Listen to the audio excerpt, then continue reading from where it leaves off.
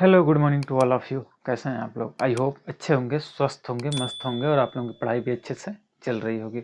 जैसा कि आपको पता है पिछली वीडियो में हम लोगों ने डिस्कस किया था एक्सरसाइज 5.3 के कुछ क्वेश्चंस को। ठीक है, आज के सेशन में हम उसी के जस्ट आगे बढ़ेंगे जहाँ से हमने छोड़ा था पिछली बार, उसी वहीं से आपको आगे ले चलूँगा। ठीक है, तो चलिए शुरू करते हैं आज का सेशन। ठीक है, तो मैं संजय आप सभी का स्वागत करता हूं द ASK लर्निंग में, जहां पे हम पढ़ते हैं यूपी बोर्ड्स के लिए तथा CBSE बोर्ड्स के लिए मैथ और साइंस। ठीक है, तो चलिए बिना समय गवाते हुए हम अपने सेशन को शुरू करते हैं। चलिए, तो आपको याद होगा तो पिछले वीडियो में हम लोगों ने डिस्कस किया था, आई थिंक 17 नंबर क्वेश्चन तक हम लोगों ने कर लिया था, है ना। यदि आपने पिछला वीडियो अगर नहीं कंप्लीट किया है तो उसको जाके कंप्लीट कर लीजिए। ठीक है, बहुत ही इम्पोर्टेंट ये एक्सरसाइज है। ठीक है, इससे दैनिक जीवन में भी बहुत सारे क्वेश्चंस को सॉल्व किए जा सकते हैं। ठीक है, इसका इस्तेमाल हम अपने डेली लाइफ में बहुत ज़्यादा करते हैं। ठीक है, तो इस चैप्टर को देखना और एक्सरसाइज को भी देखना बड़ा इम्पोर्टेंट होता है। चलिए चलिए आइए देखते हैं, 18 नंबर शुरुआत करते हैं क्योंकि 17 नंबर हो गया था अपना। क्वेश्चन नंबर 18, क्वेश्चन नंबर 18 को देखते हैं।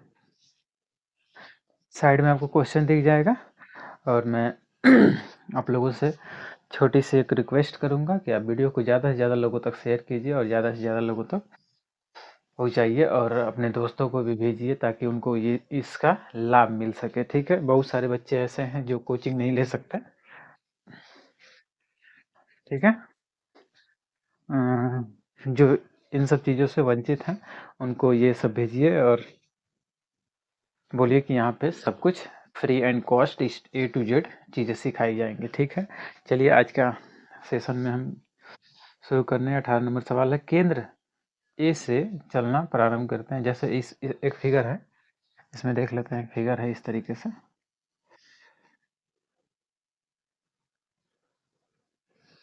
ठीक है, इस फिगर है, ये L1 है, ये L2 है, ये L2 है, ये L3 हो जाएगा, L3 ऐसे करके ये जाएगा आगे। तो L4, ये L2 हो जाएगा, L3, L4 ऐसे L5 ऐसे करके डट डट चलता जा रहा है। ठीक है, इस तरीके का आपका फिगर है। कह रहा है केंद्र ए से प्रारंभ करते हुए, केंद्र ए से प्रारंभ, ए केंद्र है इसका, बी इसकी रेडियस है केंद्र से। ठीक है, केंद्र ए से प्रारंभ करते हुए बारी बारी से केंद्रों ए और बी को लेते हुए त्रिज्याओं 0.5, 1 सेमी, 1.5 सेमी और 2.0 सेमी वाले उत्तरोत्तर वृत्तों अर्धवृत्तों को खींचकर एक सर्पिल स्पाइरल बनाया गया है, जैसा कि आकृति में दर्शाया गया है। 13 क्रमागत अर्धवृत्तों से बने इस सर्पिल की कुल स्पाइरल की कुल लंबाई ज्ञात करना है। देखो जरा, इसमें अलग अलग अर्धवृत्त बन रहे हैं। देखो, ये एक अर्धवृत्त बन गया है, ये बना है कि नहीं बना है। फिर दूसरा वाला एक अर्धवृत्त ये बन गया है। ठीक है, अब फिर तीसरा वाला अर्धवृत्त ये बन गया है। ऐसे कितने अर्धवृत्त बन रहे हैं? ये चौथा वाला बन जाएगा। ऐसे कितने अर्धवृत्त बन रहे हैं? 13 मीन्स 13। ठीक है, तो सभी अर्धवृत्त का लंबाई हमसे कह रहा है कैलकुलेट कर दीजिए। सभी अर्धवृत्तों के लंबाई को जोड़ दीजिए। क्योंकि हम जानते हैं लंबाई, मान लेते हैं, माना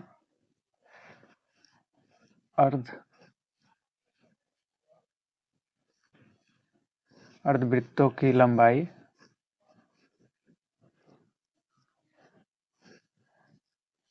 L1, L1, L2 तथा डाट डाट करके L13 तक होगा। ठीक है, चलो अर्धवृत्त का हम जो ये इसकी लंबाई जब निकालेंगे तो आप जानते हैं अर्धवृत्त का परिधि, अर्धवृत्त का परिधि क्या कहलाएगा, लंबाई हो जाएगा। मतलब L1 इक्वल टू हम ऐसे लिख सकते हैं क्या, L1 equal to pi R1, pi R1, क्योंकि इनकी त्रिज्याएं दी गई हैं, इनकी त्रिज्याएं कुछ इस तरीके से हैं, लिख लेते हैं।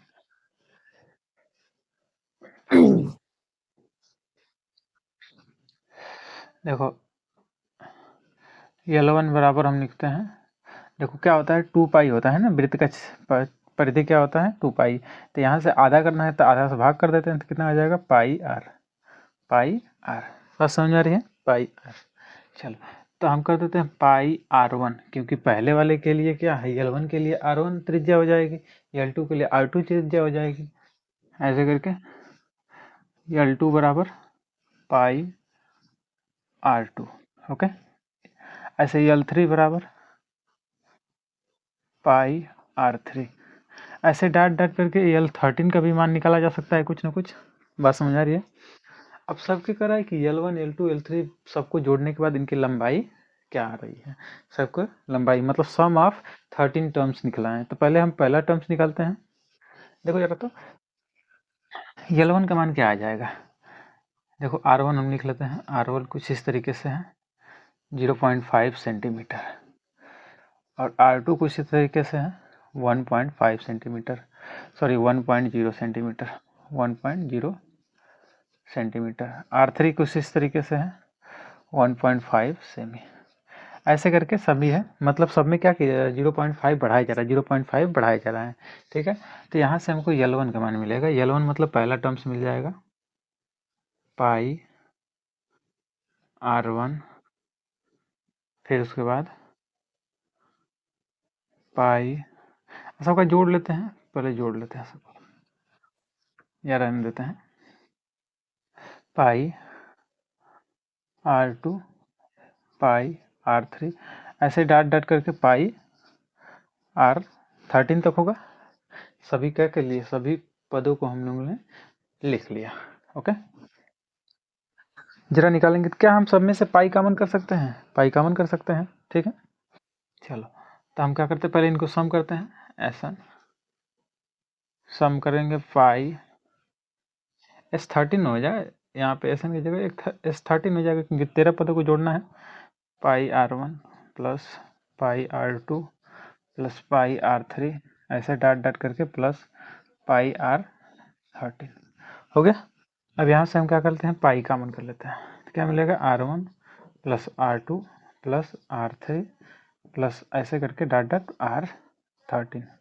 अब इनका हमको सम निकालना है, तो निकल जानते हैं पाई तो होता ही है। ये देखो इसका हम मान जानते हैं 0.5 प्लस 1.0 प्लस 1.5 प्लस ऐसे डाट डाट करते हुए 13 टर्म्स तक, 13 टर्म्स 13 टर्म्स तक, ओके। तो हमको देखे जरा, इसका हमको सम निकालना है, इनका सम निकाल करके हम पाई का मल्टीप्लाई कर देंगे, हो जाएगा। तो जानते हैं फार्मूला क्या होता है, S13 इक्वल टू क्या जानते हैं, ये तो आपका सीरीज मिल गया, इस तरीके से होगा सबका। अब इनका हमको सम निकालना है, समझ में आना, सम निकालना है। चलिए निकालते हैं जरा,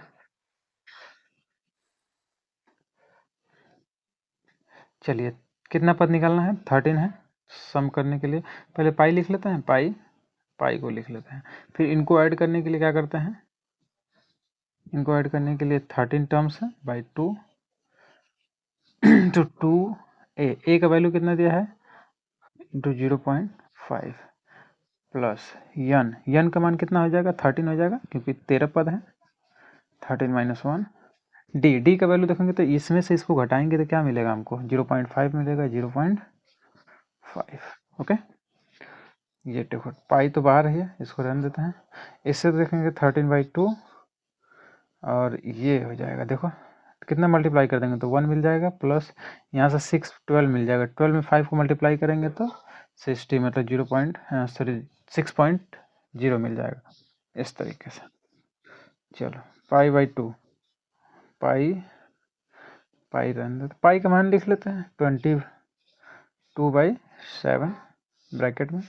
यहाँ देखेंगे तो 13/2 इंटू ये देखो तो 7 हो जाएगा, 7 अब सबका मल्टीप्लाई कर लेते हैं, ओवरऑल सबको मल्टीप्लाई कर देते हैं। 13/2 इंटू 7, 7 से 7 कट जाएगा, 2 से करेंगे तो 11 टाइम में आ जाएगा, तो करेंगे तो 11 11 3 जा 33, 11 1 जा 11, 3 जोड़ लेंगे तो 40। ओके, ये हो जाएगा आपका लेंथ, मतलब सम ऑफ 13 टर्म्स, मतलब सभी का लेंथ कितना हो जाएगा आपका, ये मिल जाएगा। ओके, बात समझ में आ रही है? ये फिगर भी ट्राई कर लेंगे आप। चलिए अब आ जाते हैं 19 नंबर पे, क्वेश्चन नंबर 19। क्वेश्चन नंबर 19 पे आ जाते हैं, ये फिगर था इधर।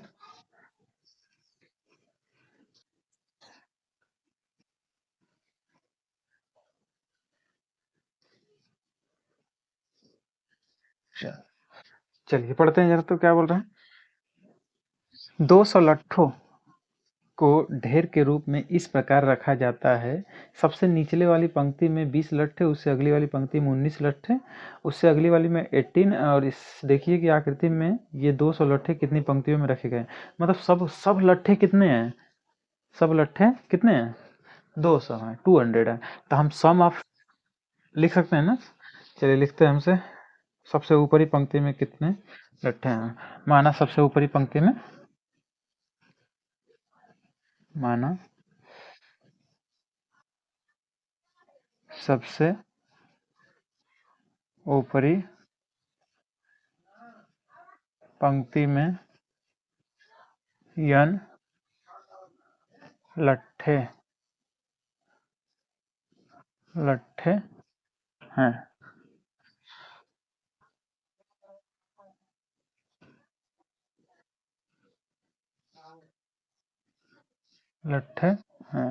ओके, n लट्ठे हैं।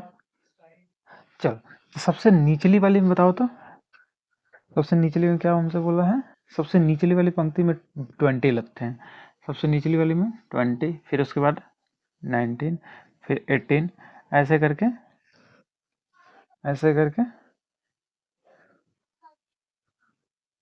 n टर्म्स तक है। अब सबका सम कितना है जी, 200 है, मतलब हम सबको जोड़ते हैं तो कितना आ जा रहा है, सम ऑफ n टर्म्स कितना आ जा रहा है, 200 आ गया है। चलो जोड़ कितना दिया है, तो सबसे ऊपरी वाली पंक्ति में कितने लट्ठे होंगे, ठीक है। तो चलिए आज निकालते हैं। SN बराबर फार्मूला होता है, यहाँ से देखेंगे तो a का वैल्यू मिल रहा है ना आपको, a का वैल्यू 20, d का वैल्यू क्या मिल जाएगा, 19 - 20 इक्वल टू -1। चलिए, तो SN इक्वल टू हम जानते हैं n/2 2a plus n - 1 into d, यही होता है फार्मूला।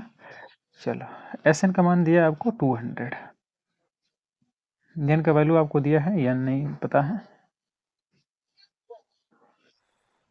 2 a का वैल्यू कितना दिया है 20 प्लस n - 1 इंटू डी का वैल्यू आपको दिया है -1, कितना -1।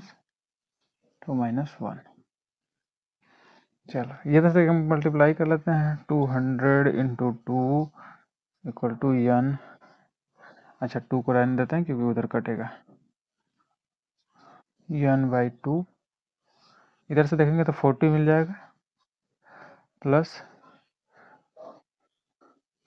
1 माइनस n, इस तरीके से मिलेगा, देखो ये मिल जाएगा।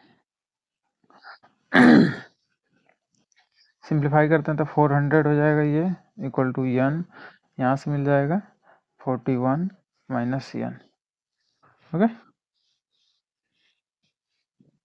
400 equal to 41 n minus n square, तो यहाँ से हमको दो घात समीकरण मिल जाएगा, 41 n प्लस 400 इक्वल टू 0। जरा इनको हम क्या करते हैं, सॉल्व करते हैं, तो 400 को हम क्या करते हैं, फैक्टर करते हैं, 200, फिर करेंगे 100, फिर करेंगे 50, फिर करेंगे 25, फिर करेंगे 5, ऐसा हम करते हैं। कि इन दोनों का मल्टीप्लाई करेंगे तो 400 आएगा। 400 को क्या करते हैं, ऐसे भागों में विभाजित करते हैं तो क्या करना पड़ा, जोड़ने पे कितना आ जाए, 41 आ जाए, जोड़ने पे 41 आ जाए। आइए जोड़ते हैं।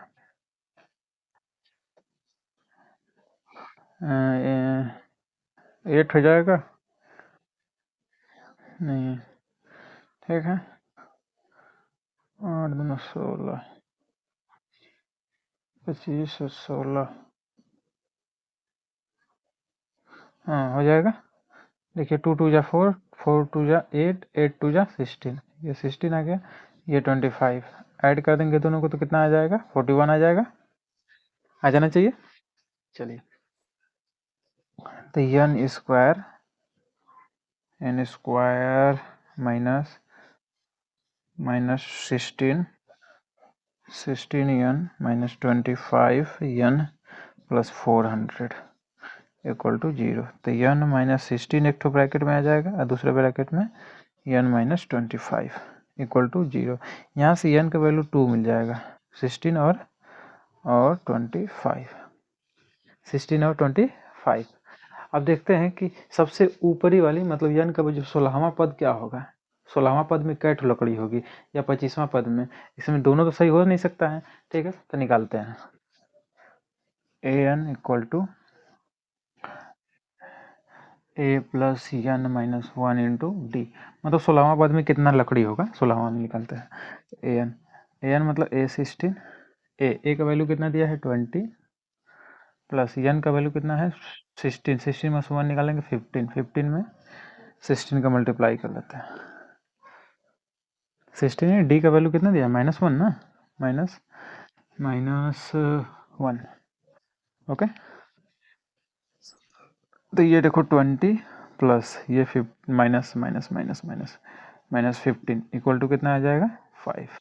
मतलब लास्ट वाला पद में कितना होगा, 16वां पद में क्या लकड़ी होगा, 5 होगा। चलिए हम देखते हैं जरा इस पे चेक करते हैं। तो A25 इक्वल टू, तो A20 हो जाएगा प्लस 24 इंटू -1, तो क्या ये देखो जरा, तो माइनस में आ गया, -24। क्या कभी लकड़ी माइनस में हो सकती है, क्या कभी लकड़ी माइनस में हो सकती है, इसलिए ये वाला क्या हो जाएगा आपका गलत हो जाएगा।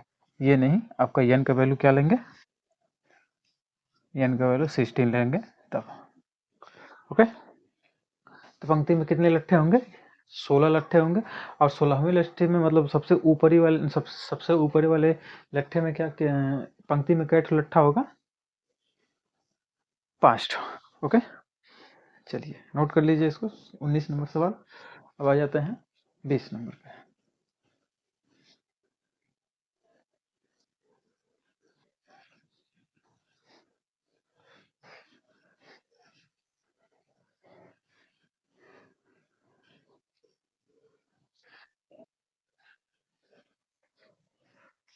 बीस नंबर क्वेश्चन कह रहा है, यदि एक आलू दौड़ में पोटैटो रेस है में प्रारंभिक स्थान पर एक बाल्टी रखी गई है जो पहले आलू से 5 मीटर की दूरी पर है तथा अन्य आलुओं को एक सीधी रेखा में परस्पर 3 मीटर की दूरी पर रखा गया है। तो इस रेखा पर 10 आलू रखे गए हैं। ठीक है, प्रत्येक प्रतियोगी बाल्टी से चलना प्रारंभ करता है, लेकिन निकटतम आलू को उठाता है, उसे लेकर के वापस बाल्टी में डालती है, दूसरा आलू उठाने के लिए वापस दौड़ती है, उसे उठाकर बाल्टी में डालती है। यह ऐसा तब तक करती रहती है जब तक सारे आलू बाल्टी में न आ जाएं। इसमें प्रतियोगी को कुल कितनी दौड़ लगानी पड़ेगी, मतलब कितना कई किलोमीटर दौड़ना पड़ेगा, कितना मीटर दौड़ना पड़ेगा उसका करना है। तो समझो जरा, एक बाल्टी इधर है, एक मान लो ये सपोजिटेड ऐसे करके बाल्टी है, समझो बाल्टी में क्या है, आलू है।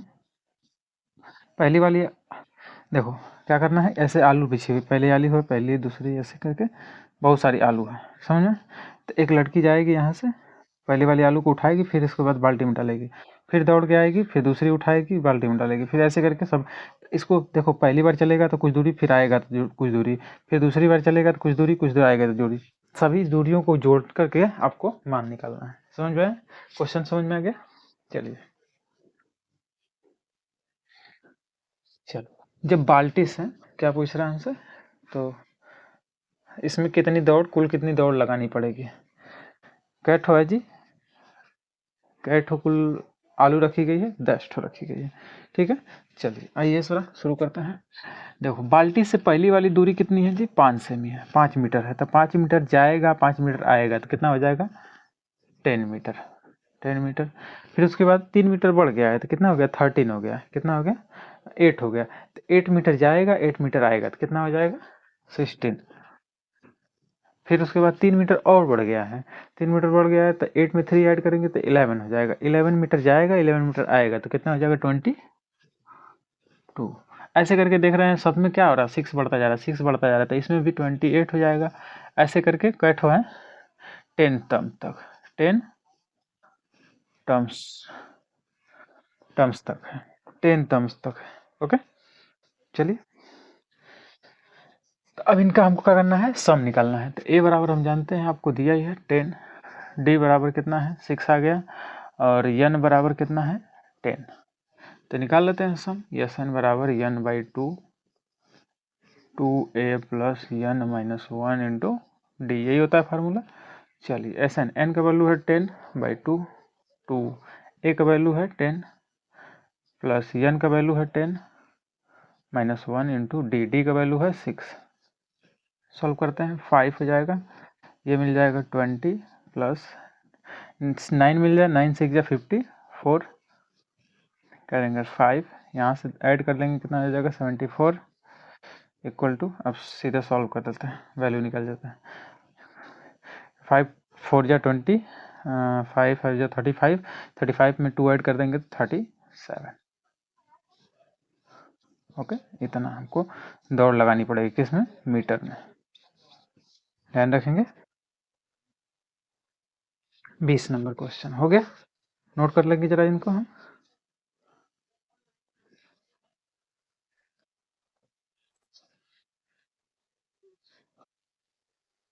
चलिए, तो ये एक्सरसाइज हो जाएगी आप फिनिश आज से, और हम अगले चैप्टर पर पढ़ेंगे। आपका अगला चैप्टर क्या है, क्लास 10 का अगला चैप्टर है आपका त्रिभुज है। ठीक है, चलिए तो हम आगे पढ़ेंगे त्रिभुज चैप्टर को। ठीक है, तो चलिए आज के सेशन में बस इतना ही रहने देते हैं। आप वीडियो को ज़्यादा से ज़्यादा लोगों तक शेयर कीजिए और चैनल को सब्सक्राइब कर दीजिए और बेल आइकन को प्रेस कर दीजिए, जिससे कि वीडियो का नोटिफिकेशन आपको सबसे पहले मिल पाए और सबसे पहले आप उसको कंप्लीट कर पाएँ। ठीक है, तो चलिए मिलते हैं अगले वीडियो में, तब तक के लिए बाय बाय, नमस्कार, हंसते रहिए, मुस्कुराते रहिए, जय हिंद।